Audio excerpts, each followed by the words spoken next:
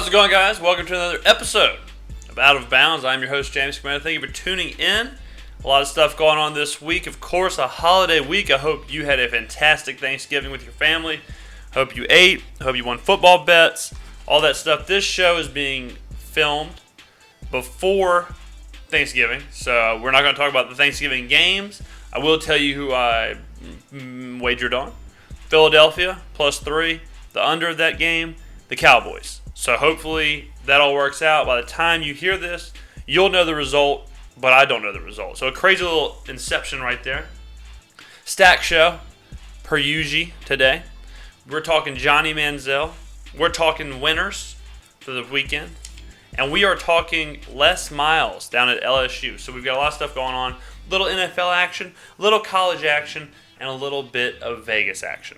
So before we get started, don't forget, guys, you can find this show on the iTunes app or now partnered with Stitcher, along with Bill Simmons, Mark Maron, Nerdist, Joe Rogan, big-time shows like that. Now have a new challenger. A new guy shows up and says, hey, man, I'm taking some of the spotlight. That challenger is me. I've already got rid of all the local sports radio y'all have to listen to. Now we're going national. So we're glad to be part of Stitcher. So download the app, search my name, and voila. And if you want to see my face, you'd be one of the few. But if you do, go search on YouTube, and you can subscribe to my channel and get all the simulcasts for free. Let's start this thing off. I'm not gonna keep y'all long. I know y'all probably nice and plump. You're nice and sleepy from Thanksgiving. So kick back. Or maybe you traveled. Maybe you traveled somewhere and you got a long road back on this Friday. And you're thinking, how the hell can I kill some time in the car? Oh, I know how. By listening to Out of Bounds with James Skrmetta, the sports podcast bi-weekly. So let's go ahead and knock this thing out. First, Johnny Manziel gets named the starter. Gets named the starter for the rest of the season for the Cleveland Browns, coming off of a good game against the Pittsburgh Steelers. On a bye week, a video comes out of Johnny Manziel dancing in the club with a bottle of champagne in his hand, looking a little turnt, looking a little too lit, a little too hype. Trap Queen probably came on. Guy probably lost his mind. We've all been there. If I had $1 for every time I've done that, I'd be a rich man. But in the opposite, usually it has to take a few dollars to do that, and that's why I'm a poor man. But enough of my financial problems. The video comes out. The Browns call Manziel in for a meeting and say, Johnny, what happened? What happened? Then, without any information from the meeting, the Browns, let me rephrase that. Without us knowing any information from that initial meeting, news comes out that the Browns told Manziel he's not only not the starter, but he's now the third-string quarterback. Now, for those unsure of what that means, no team dresses out 3 quarterbacks. They only dress out 2. So the third quarterback is inactive. He's an inactive player. He'll practice with the third string, and that's about it. On game days, they dress out the quarterback and then the backup quarterback, because there's no reason to waste a roster spot on a third quarterback who more than likely we'll never get to. So that's why in the game, whenever you see a backup get hurt, you hear like, well, the next best quarterback is tight end, blah, blah, blah, blah. So Manziel will not be even wearing a uniform.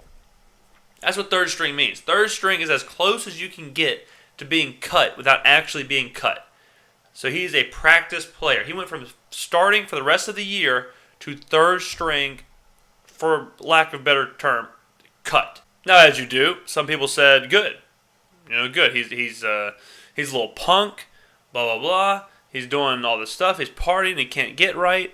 Good. And I say, hold on. Let's just ration about this. Let's talk about this. Johnny Manziel has this reputation for being a party animal guy, right? He's been to rehab, right? In college, he was throwing the money sign with Drake, hanging out with stars. He's been in bars, dating supermodels, all that stuff, all that good stuff.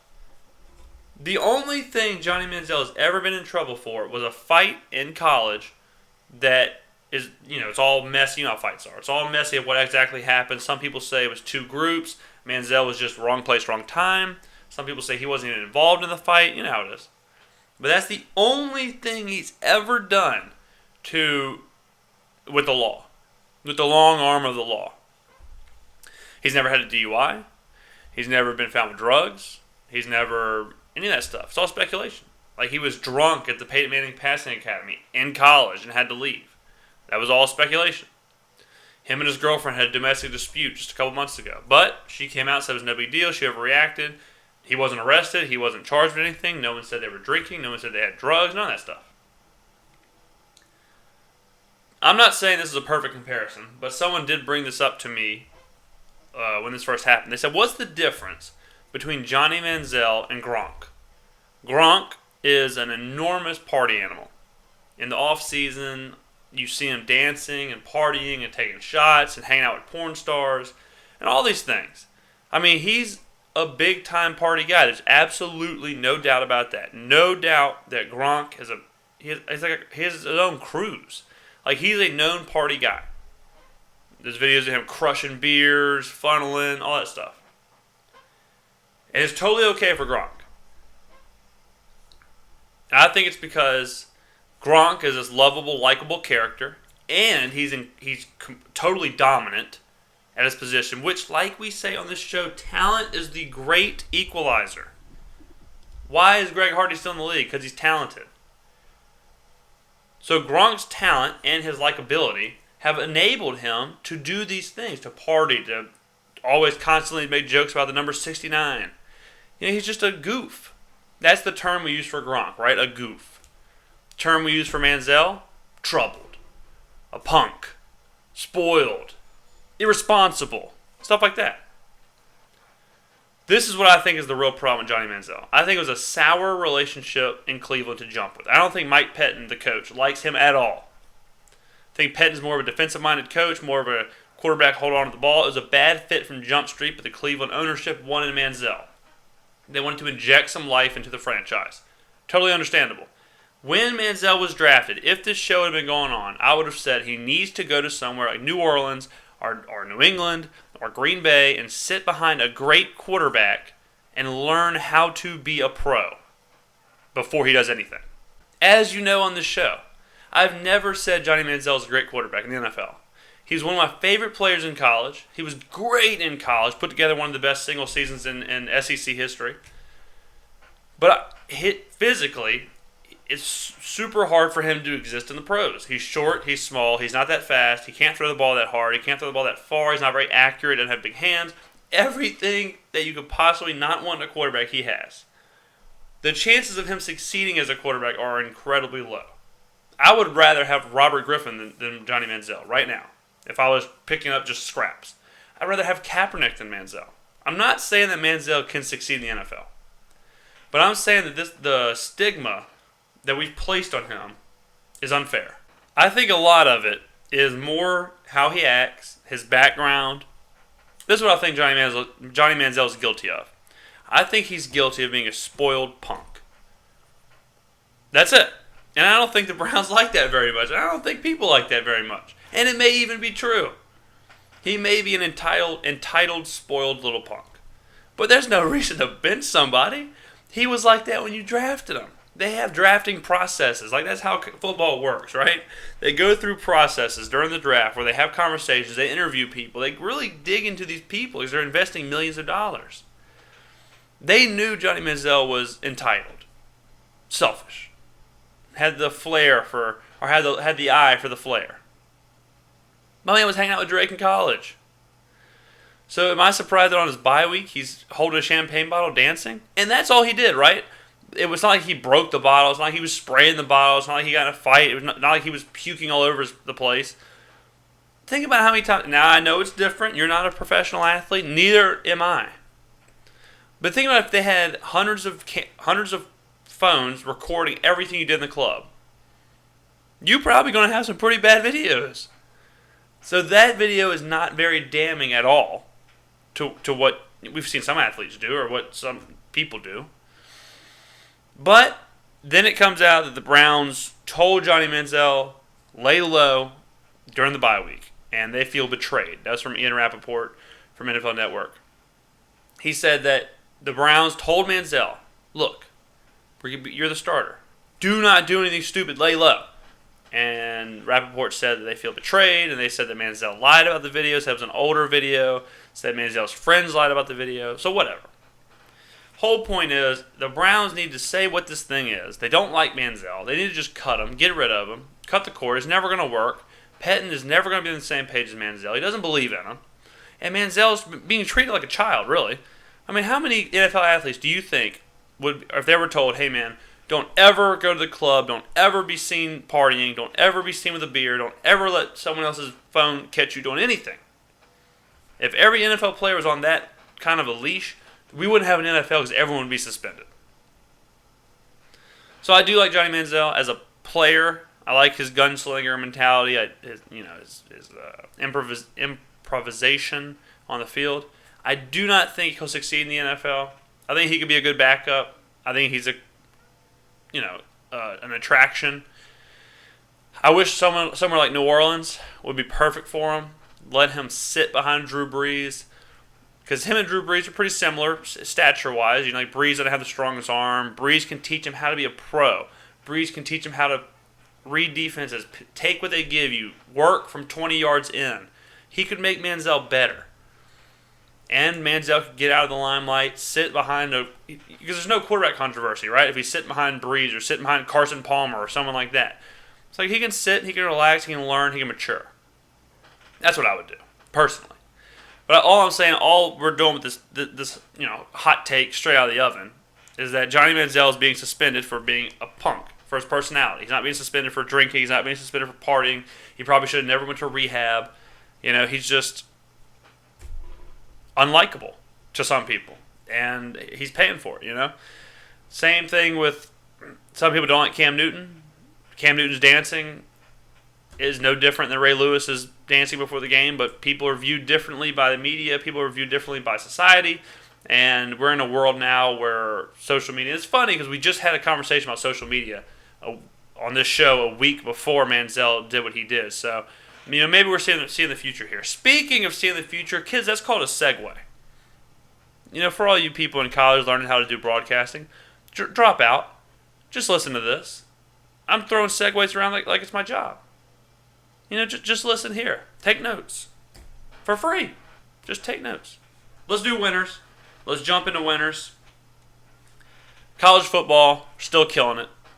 Can you guess what we're going to take? If you said SEC unders, and you're right.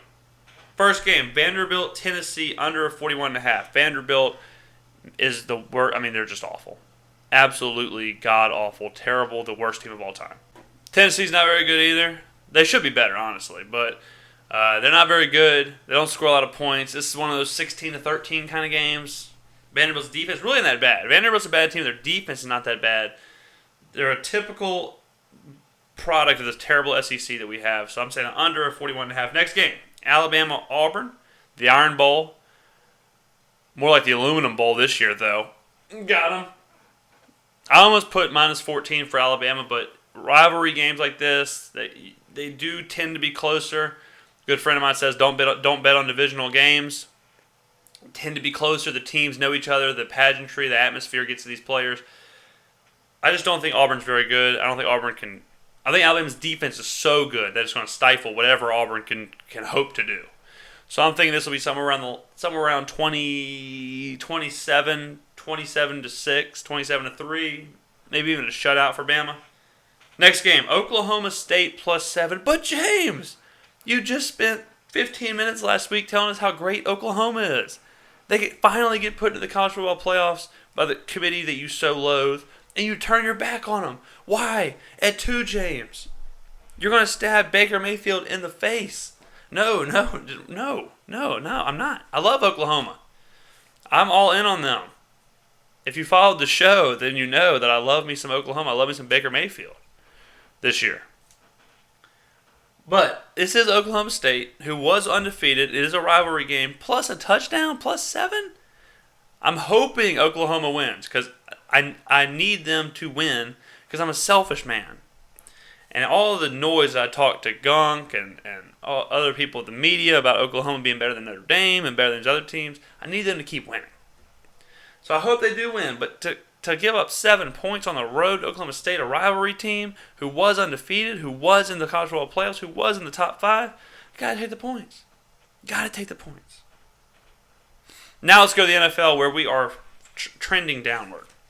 We are 28-30-1. We have officially gone under 500 for the first time this year in NFL or college. All right, I'll read the NFL totals for our entire year. 3-3, 7-4, 11-5, 15-6, 17-9, 19-12, 23-13. 23-13 is our high point. We're 10 games above 500. Then we start the decline. 24-17, 25-24, 27-27. Now this week, 28-30 and 1 push, which was the Patriots last Monday. So we are struggling. We're shook. Fade us. We're trending down. This is what we have this week. Morning games. Buffalo and Kansas City under 41.5. Kansas City looks incredible right now. Their defense is out of control. Buffalo already has some problems. Tyrod Taylor looks pedestrian at best. They actually do have a good offense. They do score some points, but I just think that with a good defense and a defensive-minded coach on Buffalo's side, I think this game could be low scoring. Then next game, Tampa Bay, Indy, under 46.5. Tampa Bay's on the road. They're coming off of a 45-point game, which kind of changes the line a little bit. Indy has Matt Hasselbeck, a very clock-minded player, a game manager, if you will. So he's going to slow it down. I could see this being a 20-13 kind of game. Afternoon game, Seattle, minus 3.5 versus Pittsburgh. I almost went the other way, but I'm going to go ahead and tell you this. The only reason I took this game was because Pittsburgh has to travel from Pittsburgh to Seattle. I don't know if you have a map near you, but they might as well be traveling to Mars. That is the furthest. I guess the only. I don't know what the. I guess Miami might be the only further. Like if you had Miami traveling to Seattle or vice versa. I don't know. That's an interesting thing. If you know the answer, put it in the comments below of what two teams are the farthest apart in the NFL. But that's the only reason I'm picking Seattle. 100% the only reason. Take Seattle, minus 3.5. Terrible number, by the point. -3. We don't leave meat on the bone like that. That's a bad beat waiting to happen, and we don't have the mental fortitude to handle bad beats like that. That's why we fall into depression. Sunday night, how about this? Denver, +3 against New England. New England just is suffering too many injuries. Edelman's out. Amendola sprains his knee. Without these players, I don't know if Brady can do it. And Denver is better with Brock Osweiler than Peyton Manning. People are going to think opposite. People are going to think, oh, well, Peyton Manning's out, so they're worse. They're not. Brock Osweiler is so much better than Peyton Manning at this point in their careers. Take Denver at home, +3 against New England. Monday night, worst game of all time, Baltimore without Joe Flacco. I honest to God, do not know who their backup quarterback is. And Cleveland signs Johnny Manziel with Josh McCown. Don't watch the game. Take the under 41, and I'll tell you what happens on Monday. So that is winners. That is the winners. Hopefully we can win some NFL games. We're going to finish the show talking Les Miles. LSU's had 2 bad years, right? The boosters have come out and said that they have raised the $15 to $20 million to buy out Les Miles. He's expected to be fired. He was expected to be fired last week. He will be fired at the end of the year. So, I've never in my life seen a team want to get rid of a great coach so bad like LSU is. Like, why? Les Miles, in my opinion, is probably a top 10, definitely a top 10 to 12 coach in college football. You could say, like, I was going to say top 5, but you could throw in, like, Harbaugh, Urban Meyer, Nick Saban, Brian Kelly.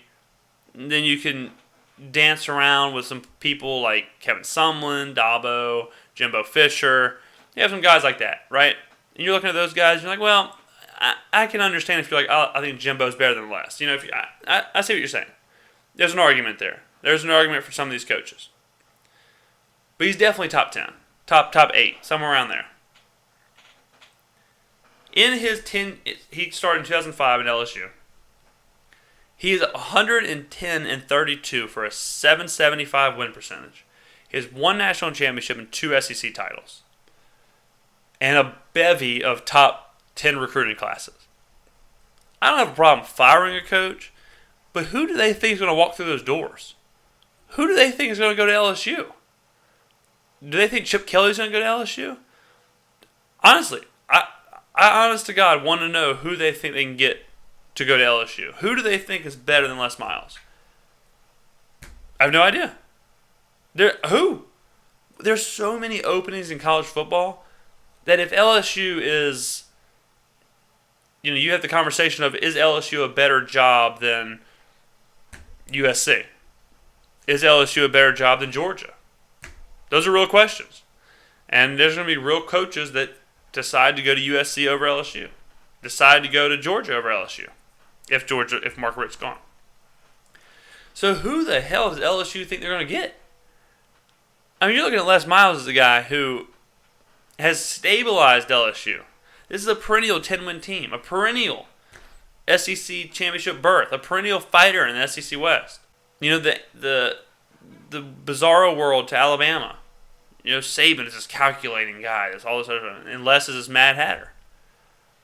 Personally, I love Les Miles. I think he's a great coach. Any team in the nation would be lucky to have him. The one thing that Les Miles has not been able to do is recruit quarterbacks.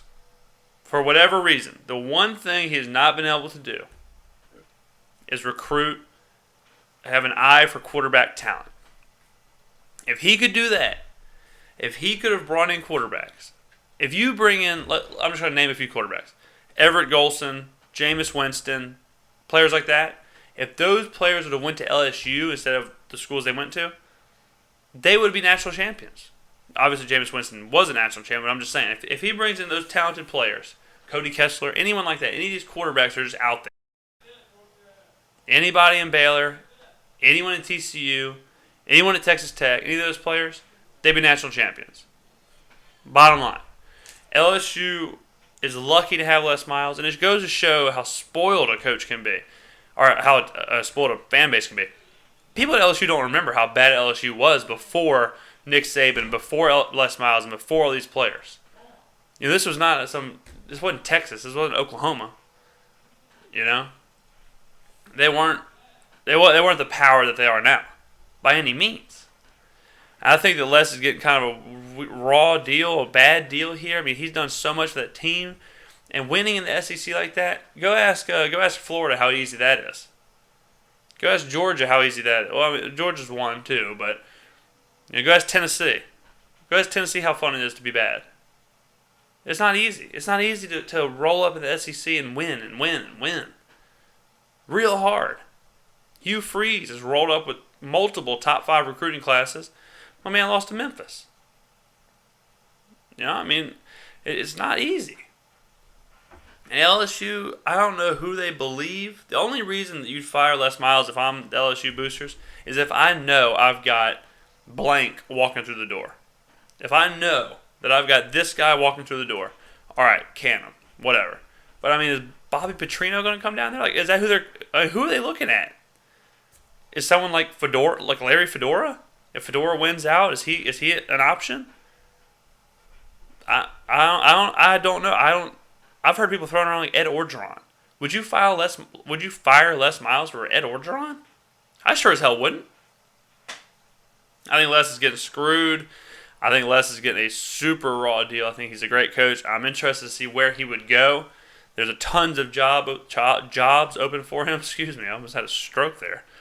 He could go to South Carolina, University of Miami, USC. Tons of jobs, tons of openings, and Missouri, any of these places. So I think Les could do a great job anywhere he goes. I think he'll always be that kooky, never know what you're going to do guy. I guarantee you this, wherever he goes, he'll recruit the hell out of. And LSU better bring the heat. They better bring somebody like, Mike Gundy. That's an interesting guy, right? If you go and get Mike Gundy, a guy who's always been on the brink there in the Big 12, if you could bring him to the SEC, bring that style of football, good God, we need that in the SEC. God, we need some offense in the SEC. Mike Gundy might win the SEC. Well, you say that, and Kevin Sumlin struggles in A&M. someone seemingly has completely lost the A&M locker room. So I don't know. I would love to see some offense down here because the SEC is almost like root canals every Saturday. So, but I think Les Miles will be fine. I think that LSU fans are a little spoiled, to be honest. And it's a shame that Les couldn't get better quarterbacks. And this is the guy who tried to win national championship with Jordan Jefferson, Jarrett Lee. I mean, these players have not been good at all. Ryan Perrilloux, there's a name for the LSU fans. There's a name for you guys. Remember Ryan Perrilloux, the greatest quarterback that ever was, as I like to call him. But guys, that is it. Short show, real short show. Probably maybe the shortest show we've done, honestly. But thank you for tuning in on this holiday Friday. If you're traveling or whatever and you didn't get to catch it, they're always on iTunes, always on Stitcher, always on YouTube for your enjoyment. So make sure to listen. And if you did listen and made it this far, I am indebted to you forever. I will go to your wedding. Just send me an invite. I will be there. Thank you very, very much, guys. Y'all have made all this possible. And I know this is filmed before Thanksgiving, and you'll hear it after Thanksgiving. But I just want to say that I am very thankful for everyone that has ever clicked play on anything that I thought was good enough to put out to the public. So thank you for making an old chunk of coal like me smile. Appreciate it, guys. Enjoy the rest of your holiday weekend. Thank you for listening. Have a good one. I will see you on Monday.